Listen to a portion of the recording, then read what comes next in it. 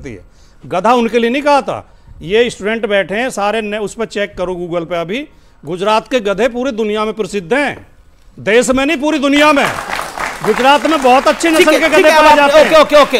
तो उसके लिए कहा था गुजरात के गधे सारे देश में घूम रहे हैं। ये बहुत अच्छी बात है। तो उस लॉजिक से प्रधानमंत्री मोदी का बयान, एग्जैक्ट बयान मेरे पास वीडियो में चलाना नहीं चाहता, वेस्ट ऑफ टाइम है। उन्होंने कहा कांग्रेस के महाज्ञानी और फिर उन्होंने कहा मूर्खों के सरदार। तो इन्होंने कांग्रेस के महाज्ञानी क्यों राहुल गांधी को नहीं समझा? मतलब राहुल गांधी ने अपनी छवि ऐसी बना ली है कि कोई महाज्ञानी समझने को तैयार नहीं।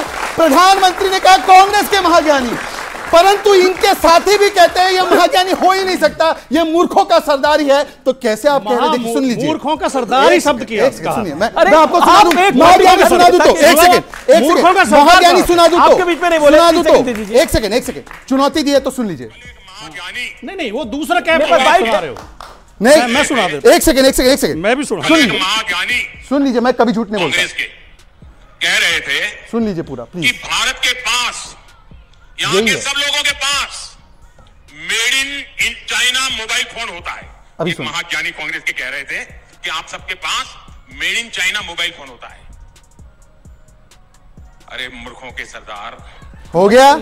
अब उन्होंने तो कांग्रेस के महाज्ञानी बोला, इन्होंने क्यों मूर्खों का सरदार समझा? राहुल गांधी प्रवक्ता ने प्रवक्ता ने चालू कहा है, इनके प्रवक्ता ने कहा धोखेबाज है। अब सुन लीजिए, केवल 10 सेकंड। जय श्री राम।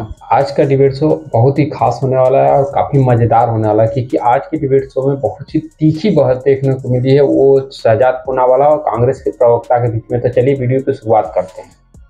मैं ईमानदारी से ये मानता हूं कि हम किसी की कमियां गिनवा के अपनी कमियों को नहीं छिपा सकते। हमें पहले अपनी कमी दूर करनी चाहिए। मेरी कोई गलती है, मैं तुरंत मानने को तैयार हूं। लेकिन जो आपने कहा कि गधा कहा था, गधा उनके लिए नहीं कहा था। मोदी जी देश के प्रधानमंत्री हैं, मैं उनका सम्मान करता हूं, मेरी पार्टी सम्मान करती है। गधा उनके लिए नहीं कहा था। ये स्टूडेंट बैठे हैं सारे, उस पर चेक करो गूगल पे। अभी गुजरात के गधे पूरी दुनिया में प्रसिद्ध हैं, देश में नहीं पूरी दुनिया में। गुजरात में बहुत अच्छी नस्ल के गधे पाए जाते हैं। ओके। तो उसके लिए कहा था गुजरात के गधे सारे देश में घूम रहे हैं। ये बहुत अच्छी बात है। तो उस लॉजिक से प्रधानमंत्री मोदी का बयान, एग्जैक्ट बयान मेरे पास वीडियो में चलाना नहीं चाहता, वेस्ट ऑफ टाइम है। उन्होंने कहा कांग्रेस के महाज्ञानी और फिर उन्होंने कहा मूर्खों के सरदार। तो इन्होंने कांग्रेस के महाज्ञानी क्यों राहुल गांधी को नहीं समझा? मतलब राहुल गांधी ने अपनी छवि ऐसी बना ली है कि कोई महाज्ञानी समझने को तैयार नहीं। प्रधानमंत्री ने कहा कांग्रेस के महाज्ञानी, परंतु इनके साथी भी कहते हैं ये महाज्ञानी हो ही नहीं सकता, ये मूर्खों का सरदार ही है। तो कैसे आप कह रहे हैं? देखिए, सुन लीजिए, मूर्खों का सरदार ही शब्द किया। सुनिए, मैं आपको सुना दूं, महाज्ञानी सुना दूं तो एक सेकंड महाज्ञानी सुना दूं तो एक सेकंड चुनौती दी है तो सुन लीजिए। नहीं, वो दूसरा क्या सुना रहे हो? नहीं, मैं सुना देता। एक सेकंड मैं भी सुना। सुन लीजिए, मैं कभी झूठ नहीं बोलता। कह रहे थे, सुन लीजिए पूरा प्लीज। भारत के पास, यहाँ के सब लोगों के पास made in China mobile phone होता है। एक महाज्ञानी कांग्रेस के कह रहे थे कि आप सबके पास made in China mobile phone होता है। अरे मूर्खों के सरदार, हो गया। अब उन्होंने तो कांग्रेस के महाज्ञानी बोला, इन्होंने क्यों मूर्खों का सरदार समझा? राहुल गांधी प्रवक्ता ने प्रवक्ता ने चालू कहा है, इनके प्रवक्ता ने कहा धोखेबाज है। अब सुन लीजिए,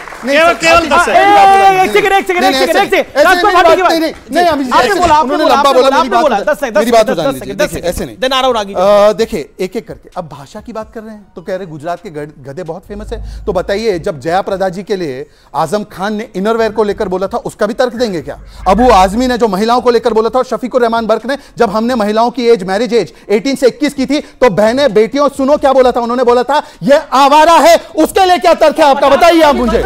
जी सुन लीजिए। अच्छा ठीक है, अब जवाब। अच्छा अब आपको मौका दे।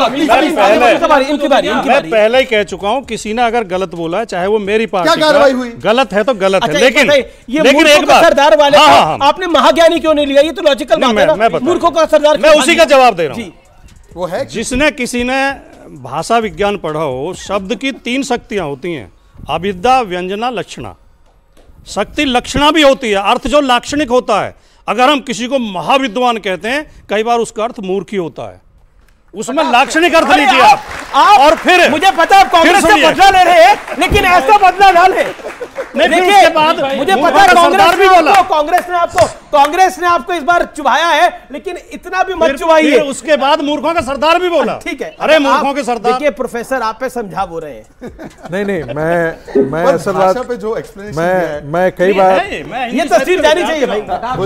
मैं कई बार ये बोला हूं कि राजनीति में व्यंग चलते हैं, अविधा लक्षणा और व्यंगना हमको बिल्कुल प्रयोग करना चाहिए, लेकिन इस प्रकार की भाषा का प्रयोग इस संदर्भ में क्या थी? आप प्रोफेसर हैं, वो दोनों तो नेता हैं। थोड़ी देर के लिए आप अपने राजनीतिक पृष्ठभूमि को थोड़ा पीछे करिए।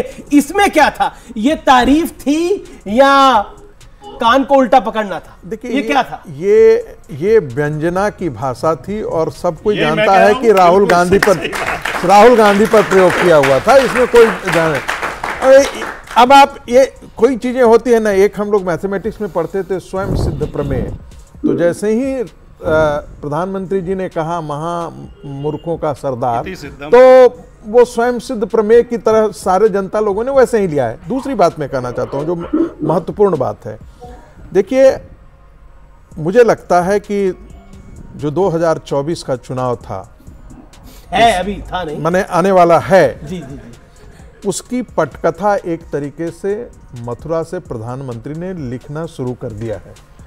और मैं इसलिए ऐसा कह रहा हूं कि कहीं न कहीं जो ये संकल्प था हिंदू समाज का, हिंदू संतों का कि हम ये तीनों मंदिर मुक्त कराएंगे, तो काशी और मथुरा दोनों के मुक्ति के आंदोलन से जुड़े हुए जो लोग थे, प्रधानमंत्री जी ने वहां जाकर के कहा कि भगवान का विराट दिव्य दर्शन जो है आने वाले दिनों में आप देखेंगे। यानी कि मथुरा के उद्धार का रास्ता मुझे कहीं न कहीं लगता है कि वो प्रबल होगी, बलवती होगी।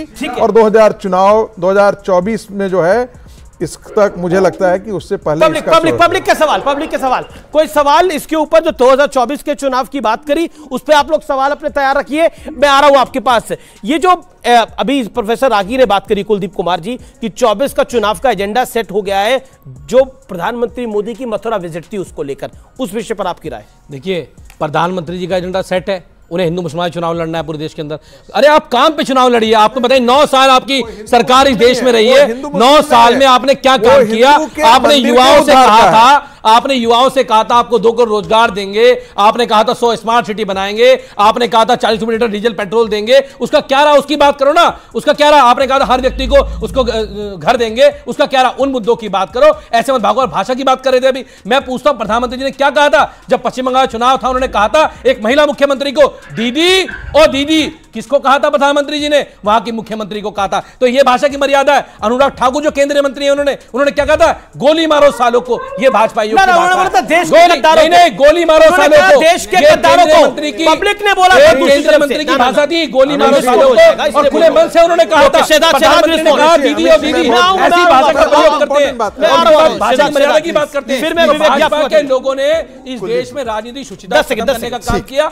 इंडिया अलायंस के नेता उदयनिधि स्टैलिन जो इनके साथी है, उन पर एक शब्द नहीं बोलते। जिनके स्वप्न में श्री कृष्ण आते हैं, जिनको तीर्थ यात्रा भेजने का प्लान सूझता है, वो लोग एक शब्द नहीं बोलते। जब मां लक्ष्मी के बारे में, दिवाली के बाद मां लक्ष्मी के बारे में क्या बोला गया, रामचरितमानस के बारे में क्या बोला गया समाजवादी की पार्टी के द्वारा, हिंदू धर्म धोखा है ये बोला गया, हिंदू धर्म को एड्स के साथ तुलना की गई, हिंदू धर्म और राम जी काल्पनिक है ये कहा गया कि सनातन को समाप्त करना है, एड्स की तरह है। तो ये सारे बातें सांप्रदायिक नहीं थे। और मैं आपसे पूछना चाहता हूं, आज हम राजस्थान और 5 राज्यों की बात कर रहे हैं। राजस्थान इकलौता ऐसा राज्य है जहां पर इलेक्ट्रिसिटी का ऑर्डर देते वक्त एक सरकार कहती है रमजान में तो फुल बिजली मिलेगी, परंतु रामनवमी के लिए कोई ऐसी बात नहीं करते हैं।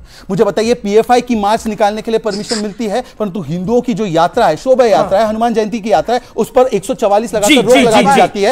एक सेकंड, इकबाल की रोडवेज में हत्या होती है, उसको 50 लाख मुआवजा मिलता है, बहुत अच्छी बात है। परंतु जब साधु संतों को दौसा से लेकर हनुमानगढ़ तक मारा जाता है तो 1 रुपया नहीं दिया जाता है और बलात्कारियों को बचाया जाता है।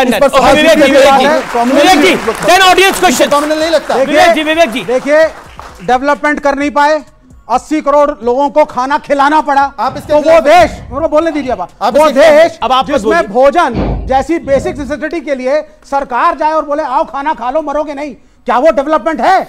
और फिर कह रहे हैं क्या प्रधानमंत्री 5 साल और मैं खिलाऊंगा जरूर आपको। इसका मतलब डेवलपमेंट नहीं हुई है। ये कह रहे हैं भी बैठ करके राजस्थान के बारे में। और आप कह रहे हैं डेवलपमेंट नहीं हुई है। एक सेकंड, पर देश 5वीं बड़ी अर्थव्यवस्था बन गया है। अरे सर, हमारी रेटिंग इंप्रूव कर दी है। हंगर इंडेक्स में हम कहां पर हैं? डेवलपमेंट नहीं हुई है। इनसे पूछिए हंगर इंडेक्स में हम कहां पर हैं। दूसरी बात पे आ जाता हूं मैं। ये पूरी स्पीच में क्या कह रहे थे?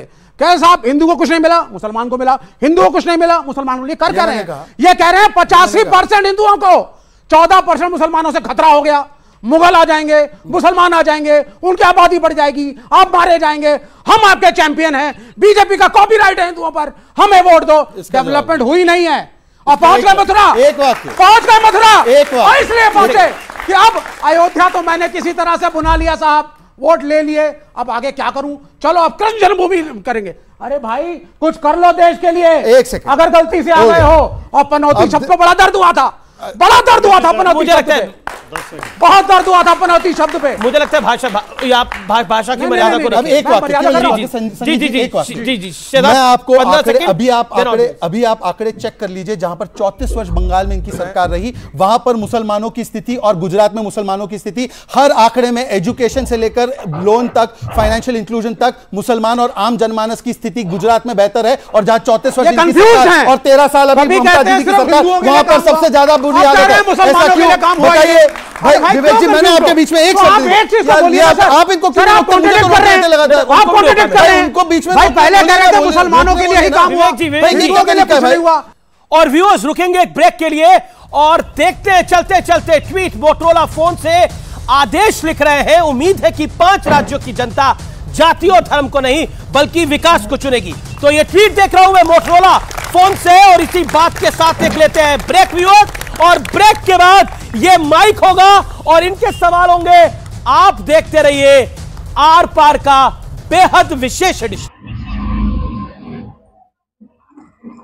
बहुत अच्छा लगा आज का ये डिबेट, और जिस तरीके से कांग्रेस प्रवक्ता और बीजेपी प्रवक्ता के बीच में तीखी बहस देखने के लिए काफ़ी मज़ेदार लगा आज का वीडियो। और आपको कैसा लगा वीडियो, आप अपना कमेंट बॉक्स खुला हुआ है, अपनी राय कमेंट बॉक्स में जरूर दीजिए। अगर आप हमारे चैनल पर पहली बार आए हैं तो हमारे चैनल को सब्सक्राइब जरूर करिए, और मिलते हैं ऐसे ही मज़ेदार वीडियो के लिए।